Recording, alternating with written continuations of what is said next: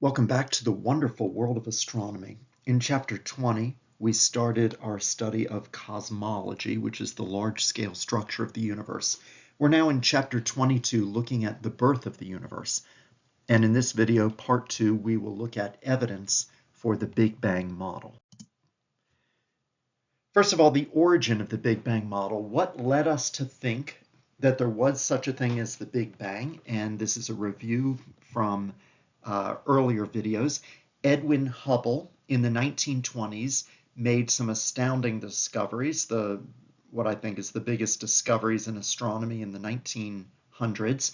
And the first was that there are other galaxies beyond the Milky Way. The second discovery he made is that those galaxies are moving away from our own galaxy. And he realized that this was showing that the universe was expanding, as you can see in the video down below. So the universe is expanding, which led to the conclusion that it must necessarily be expanding from an infinitesimally small point. About a decade earlier, in 1915, in Albert Einstein's famous general theory of relativity, which is a mathematical description of the universe, he showed that the universe had a beginning in time. Now, unfortunately, Albert Einstein was philosophically opposed to that idea, so he thought that his math was in error, and so he changed it so his equations, as published, did not show a beginning in time of the universe. However, it was in later decades after Edwin Hubble made his discoveries that Albert Einstein went back and reviewed the blunder that he had made. In this video, we're going to look at the evidence for the Big Bang model. Remember, a theory is only as good as the evidence that we have, whether experimental or observational, to back up the hypothesis.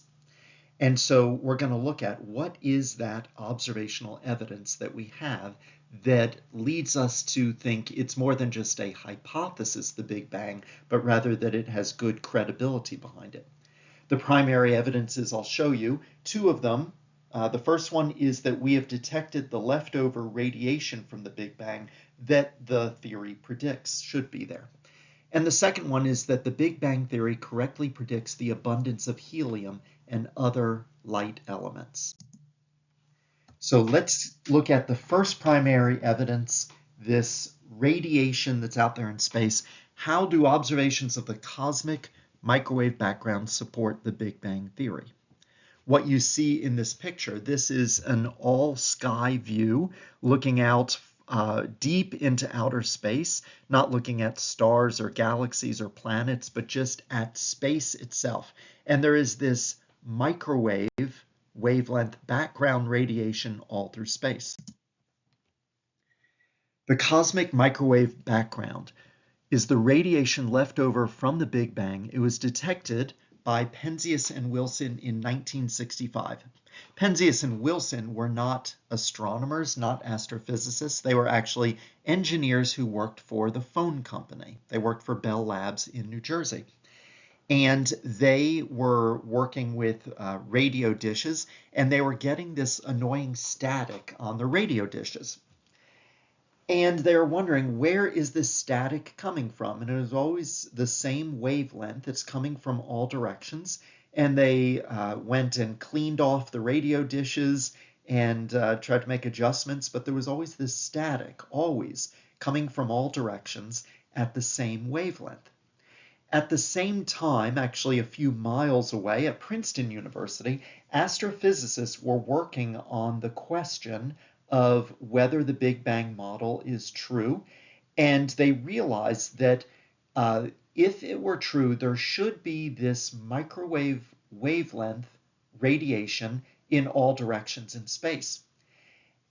And it was discovered that's what Penzias and Wilson, that's what at Bell Labs, their satellite dishes had been picking up on. So these guys, not astronomers, not astrophysicists, but they made this greatest discovery in astronomy in the 20th century. It was the cosmic microwave background. Here is what the theory predicted. And you can go back to my previous video, The Birth of the Universe, going through the different eras between the era of nuclei and the era of atoms. So in the era of nuclei, which ended when the universe was about 380,000 years old, remember that the universe was increasingly expanding, and as it was expanding, it was getting cooler and cooler. So imagine all of space being 6,000 Kelvin, which is slightly hotter than the surface of our sun. All of space was like that. And it was too hot for atoms to exist in the form of nuclei with electrons bound to them. So photons, light, bounced around among the free electrons in early times, bouncing around, not free to go anywhere. And this is like the conditions inside our sun. But as the universe continued to cool, it got down to about 3,000 Kelvin at an age of 380,000 years. It had cooled enough so that electrons, these negatively charged electrons, could join to the positively charged nuclei, and then you have atoms. So that was the beginning of the era of atoms. So they moved freely, the photons moved freely through the universe after the atoms captured the electrons. The background radiation from the Big Bang has been freely streaming across the universe since atoms formed at a temperature of about 3,000 Kelvin. So this microwave background radiation was at 3,000 Kelvin, it was somewhere between visible light and infrared. But as the universe has been expanding, there's been this great red shifting. And so now it's down to about 2.73 Kelvin, which emits in the microwave. The background has perfect thermal radiation spectrum at a temperature of 2.73 Kelvin.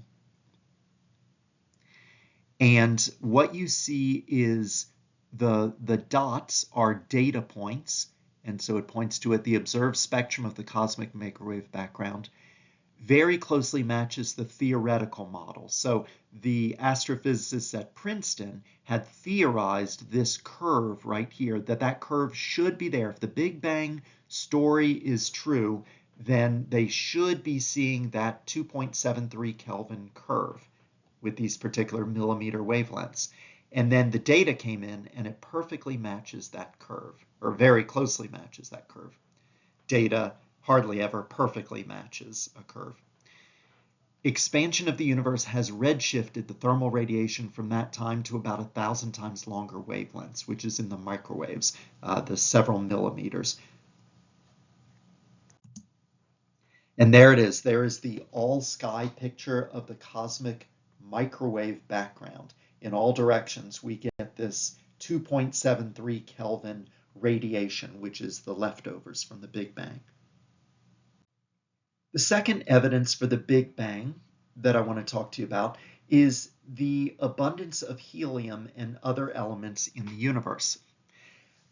When you went through my previous video, the part 1 video, I took you through the various eras and showed how subatomic particles were formed, and with the protons and antiprotons, the nuclei and the atoms. And then that continues on, and you learned earlier in this semester about the formation of other elements, heavier elements inside of stars. But if all this is true, then we should be seeing proper abundance of different elements that match that theoretical description. So thinking about fusion in the early universe, there's step 1, proton and neutron fuse to form a deuterium nucleus, gives off energy, and here it is deuterium, which is hydrogen 2. Step 2, a proton comes along. Step 2, another deuterium nucleus comes along and joins it. It will shoot off a proton and become, there it is, hydrogen 3, which is tritium.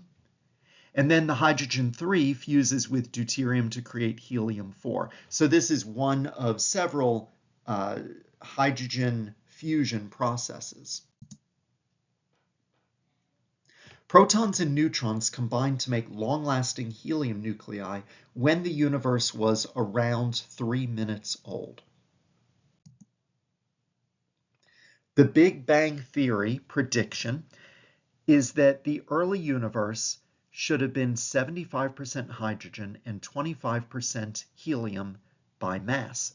So the steps that I showed in the previous two slides, what it all comes down to is that during the helium synthesis process, it was a total of 14 protons that went into it and 2 neutrons.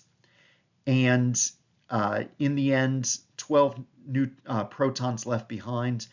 In the end, what it came down to is 2 protons joining with 2 neutrons to become 1 helium.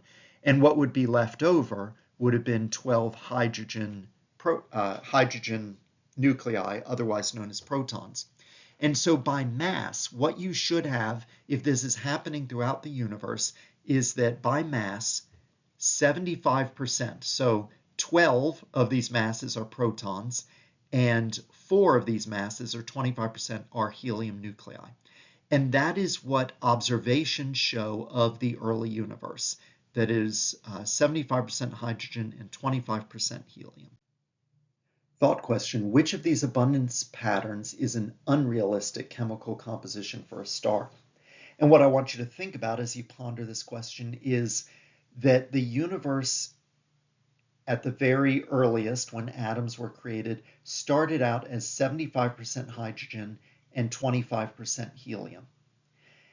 And as time went on, inside stars, the hydrogen decreased, the helium and other elements increased. And so as you look at these choices, you should see that B is the unrealistic chemical composition of a star, because the universe, the gas in galaxies, started out as 75% hydrogen, and it's only decreased from there. And so depending on how much it's decreased, if it hasn't decreased that much over the billions of years, C is reasonable. And in fact, some of the earliest stars that were formed, those M stars that have lifetimes as much as 1 trillion years, those original stars might still be there. So C looks like the chemical composition of a very old M star, one of the first generation stars. But A and D are reasonable also. Later generations of stars, depending on how much time had gone by in the galaxy, would have less hydrogen, a bit more helium, and a bit more heavier elements. So what have we learned? How do observations of the cosmic microwave background support the Big Bang theory? Radiation left over from the Big Bang is now in the form of microwaves, the cosmic microwave background, which we can observe with a radio telescope. A radio telescope is one that particularly looks at radio wavelengths, those long wavelengths. And how do the abundances of elements support the Big Bang theory? Observations of helium and other light elements agree with the predictions for fusion in the Big Bang theory.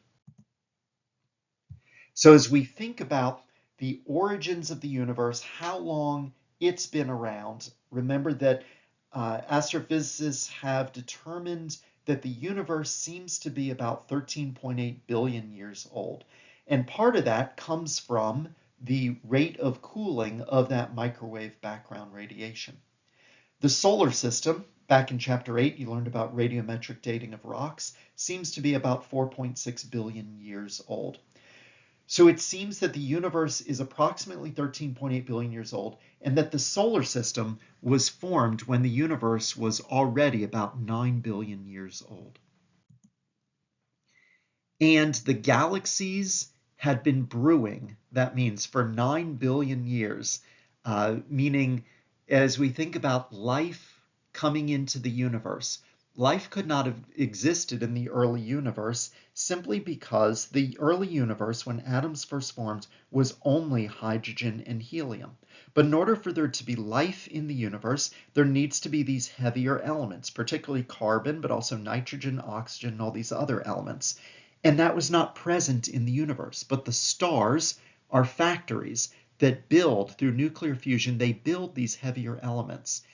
And there wouldn't have been enough heavier elements after the first generation of stars died. There would have been a little bit of carbon, a little bit of nitrogen, oxygen, all these other heavier elements.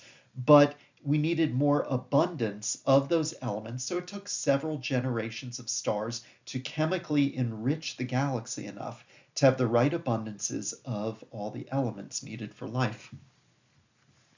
So the universe, approximately 13.8 billion years old, and the solar system formed with the right elements for life when the universe had already been around for 9 billion years. That is the end of chapter 22. Have a great day.